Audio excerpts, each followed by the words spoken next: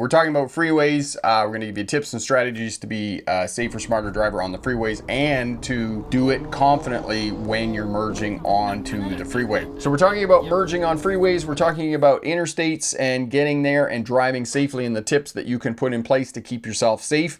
And Retired is here now, and Retired has done a lot of driving on the interstates up and down the eastern seaboard there, and can talk about busy, congested traffic, slowdowns, keeping yourself safe on the freeway. Signaling, merging, shoulder checking, all of this is important and critical to keeping yourself safe when you're on the freeways. And I know that there are many people who will come back to me and say that you can adjust your mirrors so that you don't have to shoulder check. Adjusting your mirrors, putting on convex mirrors, proximity sensors, blind spot detectors, these are all great. Tremendous observation technology on vehicles now, which has made them safer. But these observation technologies are just backups to good driving skills. Shoulder check, shoulder check, shoulder check. Okay, that is the number one skill that will keep you safe. In addition to that, shoulder checking, and the reason that I advocate shoulder checking is ABS. Always be scanning, always be looking, have situational awareness of where you are on the roadway to prevent being in a crash, to prevent conflict and near misses on the roadway. Somebody left me a comment a week or so ago about emergency braking, and they're like, I've never had to brake that hard. Well, if you drive long enough, eventually you will have emergency braking situations because you will miss something or something will happen in the driving environment where you will have to do emergency braking. Freeway merging and the difference between freeways and highways, as I talked about, limited access highways, is that there are only certain places that you can get on and off the interstate and freeways. And limited access highways, they will have on-ramps, acceleration lanes. The on-ramp and acceleration lanes are simply part of the roadway that gets you out onto the freeway. So the on-ramp is the slow bit, and then the acceleration lane is where you put your foot into the accelerator and get it going as quickly as possible so you can match highway speed, and then you can merge out onto the freeway. And as Retired says here, Interstate 95, very busy interstate. It is an incredibly busy interstate. It's probably busier than Interstate 5, which runs through Los Angeles and through the major metropolitan area. I can't think of any other interstate that's probably as busy as 95. Maybe Interstate 75 through Atlanta, Georgia is busy, but again, Atlanta, Georgia has a ring road, so it has a freeway that goes around Atlanta, Georgia. It's a long ways out of the way instead of going straight through if you're going south there into Florida and whatnot. So the first comment, the driver was saying that they did what I said for them to do. They're in Los Angeles, lots of traffic, it's busy, and it didn't work and they got run off the end of the off-ramp. Well, that's not having situational awareness. When you get out onto the freeway and you're on the on-ramp, on the acceleration lane, you need to be looking out on the freeway and picking your spot. Don't think that you're going to get out there and get up to speed and people are just magically going to move over for you. They're not going to do that. So know that. The other one, the next comment there, one of the smart drivers was asking me about his mom who gets out on the on-ramp, the acceleration lane, and then slows down. She merges at like 40 miles an hour onto a 60 mile an hour interstate. And I was like, I don't know what you can do there because, you know, I know as a driving instructor that unless I'm being paid to give somebody my opinion or to instruct them about driving and safer defensive driving practices, stay out of it. Okay, because you can get into a lot of trouble with all of that. So know that when you're trying to help other people out and whatnot. Getting on the freeway, driving on the freeway for new drivers, for people with some anxiety, some trepidation around driving on the freeways, it can be super intimidating. It's right up there with lane merges for brand new drivers who haven't done this before. And you're now working in the blind areas on your vehicle. You're working in the sides here, and you've got to move the vehicle laterally as you're going forward. So that can be intimidating because there are 3 or 4 things that are all going on at the same time, and traffic's whipping by, and you think that if you get into a crash out on the highways and freeways and interstates, that it is going to be certain death. And that is not, in fact, the case. For the number of freeways and interstates and the number of miles traveled, interstates and freeways are actually safer than driving in cities and actually driving on conventional highways than you would think. Because as I said previously, on highways or on freeways rather, on freeways we don't have any pedestrians, we don't have any slow moving vehicles, and we don't have conventional intersections, and all the traffic is moving in the same direction. And the interesting piece about this is I looked at traffic and highways in the early 20th century, and there were conceptions, ideas, which were cartoons of early freeways where they completely separated motor cars from the rest of traffic on the roadways. And of course, many people thought it was absolutely ludicrous. Well, now we have all those freeways, motorways, and we have completely separated motor cars from the rest of traffic to move them quickly from one place to another. The 4 components of smarter defensive driving: space management, manage space in front of your vehicle, that 3 to 4 second following distance. If traffic slows down on the interstate freeway, as it often does, you'll get phantom traffic jams. Stay back 1 vehicle length. Speed management, you want to use the accelerator to control space in front of your vehicle, and you want to have situational awareness around your vehicle. So you're always observing, you're shoulder checking when you're changing lanes, and that is promoting ABS. Always be scanning. You're communicating effectively. Signals, minimum 3 flashes on the signal when you're moving from one lane to the other. And keep in mind that when you're out on the interstate, out on the freeway, it's not Formula One. It is not the Indy 500. You are not drafting off the car in front of you 3 feet behind the vehicle in front of you. This is not racing. You're out there, you're moving expediently from one place to the other, but at one and the same time, you're keeping yourself safe by having that space in front of your vehicle when you're driving. Merging onto the freeway, we've talked about yield signs on on-ramps, we've talked about stop signs in some cases, and as well in other cases there will be traffic lights, which are red lights or green lights. They will moderate and stagger vehicles getting out onto the interstate or freeway, and this helps to keep safe distances between vehicles because they're staggered as they're getting out there. Know as the merging driver that the onus of responsibility is on you to merge safely and correctly. Yes, other people on the interstate, other people on the highway will help you out if they can, but ultimately the onus of responsibility is on you. So if other drivers do help you out, it's simply a bonus, right? If they move over to the left-hand lane or they let off the throttle a little bit to help you get out, then they can do that. And when I say other drivers slowing down, all I'm saying is not braking. You're not going to put your foot on the brake. You're just simply going to let your foot off the throttle, off the accelerator, and you're going to slow down a little bit. And if the person on the on-ramp is doing his or her job and they got their foot into it and they're accelerating, then they're going to take off and you can just resume your speed and reclaim your space in front of your vehicle when you're out on the interstate, the freeway. Speed management on off ramps, as I was talking about, continuity lines, and you can look for the road markings on the interstate, on the freeway. Continuity lines are half as long and twice as wide, and this will indicate to you where the on-ramps and off-ramps are. Overpasses, look for those. You're looking far down the road, this infrastructure, and you can see vehicles coming out onto the freeway and interstate as you're approaching these on-ramps, these acceleration lanes and deceleration lanes. If you see a big truck coming out, like a semi-truck, and it's loaded, they're going slow, and they're probably going to get out on the freeway, the interstate, doing 40 miles an hour, 50 miles an hour. They probably won't even get up to 40 miles an hour if they're fully loaded, trying to get as much speed.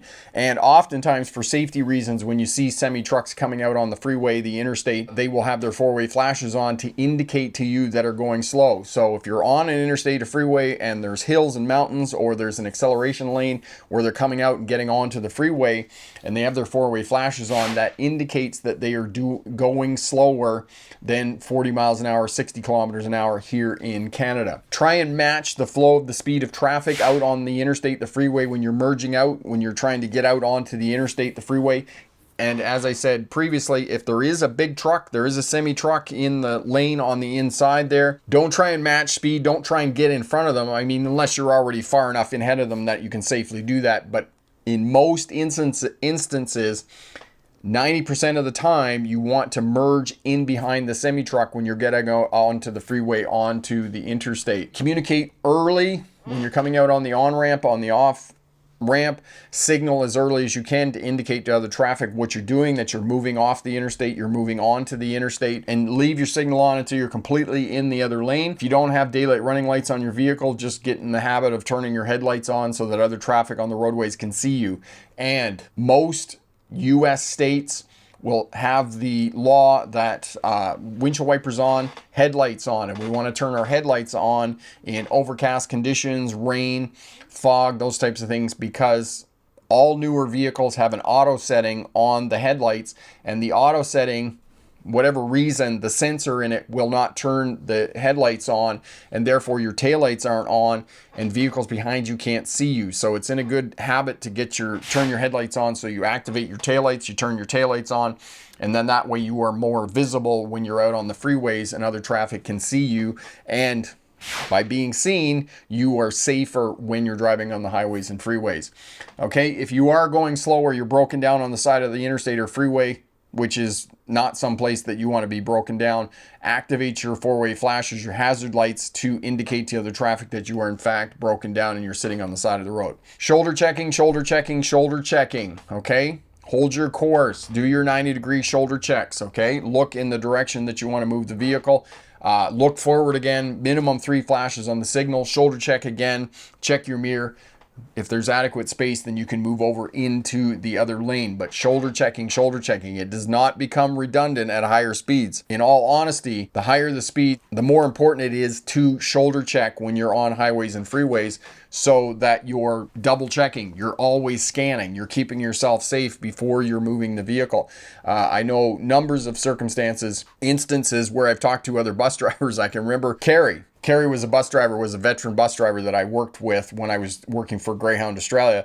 And coming out of Sydney, Australia, there's a huge tunnel under one of the suburbs there on the interstate, or on the freeway rather. He's coming out and he's going to make a lane change. And just as he made a lane change, he shoulder checked through the doors on the front of the bus. And there was a vehicle right there at the front doors. And he was like, oh my God.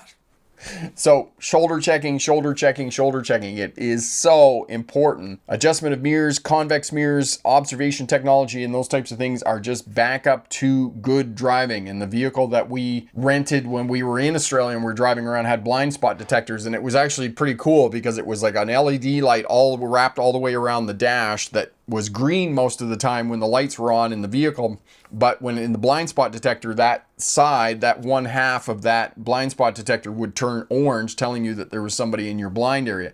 And then you would just shoulder check and there was a car there, obviously. So really, really helpful. Observation, look for space when you're coming down the on-ramp. So you're on the on-ramp, you're coming down, getting on the freeway, and you're looking out on the freeway trying to find your space that you were going to aim for. Because if you have something to aim for when you're coming down on the on-ramp, you're looking to get out on the acceleration lane, this is going to make it easier for you as a new driver because you're aiming for that space. And if you're aiming for that space, the speed will adjust itself so that you can get your vehicle into that space. The other piece about it, there's a video here about being rear-ended where a smart driver some years ago was on the on-ramp. They were following another vehicle and the other vehicle in front of them kept touching the brakes. And they got out to the acceleration lane and the vehicle in front of them came to a stop on the acceleration lane. And of course, they're looking out, looking for their space as they're looking out onto the freeway. The car in front of them stopped, and because they were looking this way, looking for the space, they didn't look back forward and they rear-ended the vehicle in front of them. And this is one of the big reasons why many rear-end crashes happen, because you're following another vehicle and you're merging out onto a highway, roadway, and you're looking, and all of a sudden this car in front of you stops, and so you need to be head on a swivel. ABS, always be scanning and checking, looking forward, and maintaining that space in front so that you can adjust that space or bring your vehicle to a stop so that you don't rear-end the vehicle in front of you, and as well having situational awareness so that you don't get rear-ended by the vehicle behind you. Space management, okay? Merge in behind semi-trucks. As you can see right here, the car is at the end of the acceleration lane. There's the semi-truck. This car should have managed space better and moved in behind the semi truck. Okay, watch the vehicles in front of you on acceleration lanes. Again, you're looking as far down the roadway as you can. You're identifying the transitions, which are the overpasses, the acceleration lanes, the on-ramps and off-ramps, and you're looking for traffic that's coming out. And if you can slow down or you can move over to the left-hand lane, all this is going to create minimum safe distance between your vehicle and other vehicles on the freeway, on the highways. All right, good luck on your driver's test, and remember, pick the best answer, not necessarily the right answer. What we're talking about is limited access highways, okay? Only certain places that you can get on and off. Interstates, freeways do not have pedestrians, they don't have bicycles, they don't have slow moving vehicles, tractors, industrial equipment, and those types of things. They will have extra lanes for passing on hills and those types of things because semi-trucks are going to slow down on interstates. All interstates and motorways will have mile markers. Take note of the mile markers, especially when you're looking to get off. It's a great defensive strategy to know that, you know, if the mile markers are going up, you're getting off at exit 375 and you're at 368, you know you've got 7 miles up the road that you're going to be getting off the interstate, the freeway. And in addition to that, there's less confusion. There's less chance of you getting lost. If you're getting off at Smythe Exit in Cleveland, Ohio, you know, of course, it's a lot easier with GPS and those types of things now. But if you know that you're getting off at 374, you know definitively how much farther you have to drive along the freeway, the interstate, before you get to exit 374, which makes it a lot safer. It's the same thing when I'm coming back along the Trans-Canada Highway from the West Coast, down on the coast as they call it. I know that the turnoff to go to Vernon off the Trans-Canada Highway is exit 399.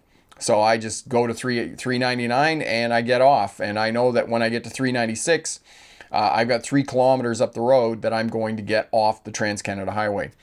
Elevator fan, when merging on the highway, watch the vehicles pulled over on the side of the road. Yes, absolutely. Watch the vehicles on the side of the road. And again, in keeping what Elevator fan just said, move over laws, all right? If there are police, ambulances, fire, emergency services on the side of the road, you need to slow down to 40 miles an hour, 60 kilometers an hour, and if possible, move over to the left-hand lane to give them as much space as possible. Every state, every province now has move over laws. So help these people, these service peoples and emergency crews to keep themselves safe on the freeway and those types of things. Marion, even though I have traveled on the highways here, I still don't like the merges. They make me nervous. Yeah, Marion, put your signal on early, get your speed up, look for your gap, and then merge out onto the freeway. It's interesting, you know, I was going to do some videos, and I probably will still do this at some juncture, when I drove across the states last summer, merging Idaho, Montana, Washington State, North Dakota. Was I in North Dakota or South Dakota? South Dakota, Wisconsin, Minnesota. And I was going to do a video, but every one of the merges is more or less the same. At no point did I get into really heavy traffic where I had to kind of adjust my speed to get out onto the interstate, the freeway. It was just a matter of coming down the on-ramp, getting onto the acceleration lane, matching speed with the traffic that was already out on the interstate, and then just merging. And if you watch it in the camera, because I went through some of this footage and I looked at it, and it was pretty uneventful. It was pretty boring. You know, it's not like some places where I've seen bumper to bumper traffic and you're trying to merge out onto the highways and freeways and those types of things. And it's interesting, most of the places where I have got into bumper to bumper traffic is actually in Toronto, Ontario, Canada. And I do have some video footage for that. But for the most part, driving east to west across the United States, it was uneventful, very uneventful. So putting that on, you know, to say in what my original goal was to do 100 merges, 100 merges of nothing really much happening. So there we go. It's more so the other traffic merging, and especially big dump trucks out in the valley. Yes, big dump trucks especially. So, you know, if you've got those, manage your space around your vehicle, Marion, and if they're in front of you, just merge in behind them, right? Because other people are going to be avoiding the dump trucks and the big semi trucks and those types of things as well. Talking about this because somebody said before that everybody needed to buy a dash cam, front and rear view dash cam, to prove that they weren't wrong, and exactly what you're saying there, Rob. So you think you can drive, you know, cameras on transit buses and transit operators thinking that they know how to drive, or they know the standard operating procedures, which in many cases they don't. And I think it's interesting now that I just had this thought off the top of my head. Somehow, somewhere in the world, when we get behind the wheel of a car or a vehicle, we lose our humility somehow, and we just think we know how to do it. But it's not just driving. I've talked to other people, and it's, chefs who are cooking and photographers as well. We all have cameras now in our phones, and we all know how to do these things, when in reality, not so much. I do, coming back to the issue of dash cams, we buy into the fear that it's protecting yourself and that you're right and everybody else is wrong. That's not always the case. And if you start watching the footage on your dash cam, as I do, you're not always in the right. And we make mistakes when we're driving. And if you look at or study the Smith-based cushion driving system, which is a defensive driving model that was created in the 1940s, he hypothesized that the average driver makes 2 mistakes per mile. So every mile, a driver is making 2 driving mistakes. And I would agree with that there are a lot of people out there on the roadway who are making mistakes when they're driving. And we know as well, the number one skill that drivers lose after getting their license is not shoulder checking. They don't believe that they have to shoulder check. And it was interesting, I ran a poll on the weekend about, do you shoulder check? And, very high percentage, like 93% of people said that they shoulder check. Well, it is a channel for new drivers. And of course, most of these are driving and they're shoulder checking. But there was one comment that I found rather humorous, and they said, stop lying. That everybody was essentially lying that they in fact do shoulder check. Shoulder checking is the number one mistake on a driver's test. Drivers don't shoulder check effectively. So know that as well when you are driving.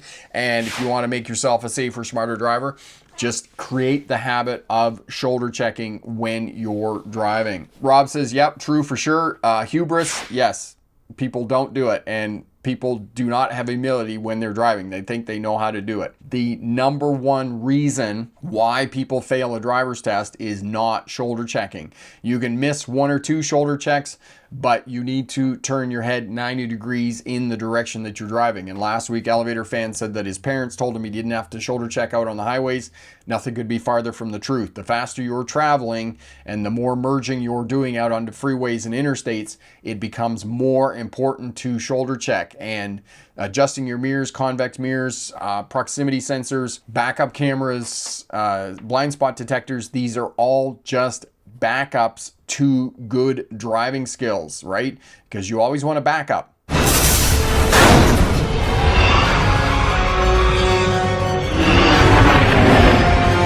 fried. I got no control. Where's the backup? Where's the backup? Right? My favorite movie, Serenity. Where's the backup? You always need a backup. You want to look twice and go once when you're driving, because the consequences can be devastating. And in addition to that, we know that the average driver crashes 2 or 3 times in their lifetime. So once every 15 to 17 years, somebody's going to crash. The unfortunate part about this is that people go along for 10, 12 years and they think that they're great drivers. They think that what they're doing is right. And not only that, they keep repeating what they believe is true without ever confirming that information. They just keep repeating it until it becomes their truth. For example, a case I'm working on right now where the transit driver moved away from the stop before allowing the passenger to get a hold of a stanchion or to be seated. The passenger fell on the bus. The driver's truth was that once they're past my shoulder, they're on their own. I'm good to go. And that was standard operating procedures of the company that he worked for. And that was not the truth at all. The truth was passengers were provided, should be provided, must be provided the opportunity to either hang on to a stanchion or be seated. That's the standard operating procedure. And he was not following that at all. Know that when you're driving, that what you think is truth may not be the truth. And sometimes you'll need to go and do some research and verify the information, right? And getting information from experts and other people and those types of things. And unfortunately, we live in a world where anybody can get on the internet, anybody can put up a video, anybody can write a blog post, and that information may or may not be true. I was watching videos today, and there's some person who's making shorts about how to fix your car and do this and do that, and the videos are getting millions of views, and I'm like, this person may or may not this may not be factually correct. I don't think it is factually correct in a lot of instances. So know that. Verify your information. Be critical of information when people tell you certain things. And, you know, I've had students come back to me and say, oh, my driving instructor didn't teach me how to shoulder check. My driving instructor told me that I didn't have to shoulder check.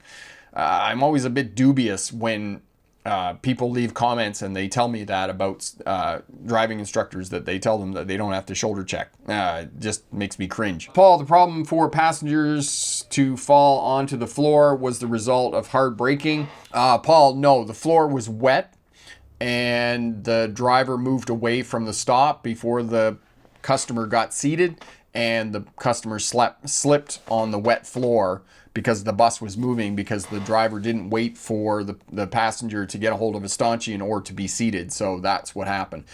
It was just the bus moving away from the stop and the wet floor in the bus. And this is part of advanced bus driver skills, is that, hey, there's water being tracked in from outside because it's raining and the floor is wet.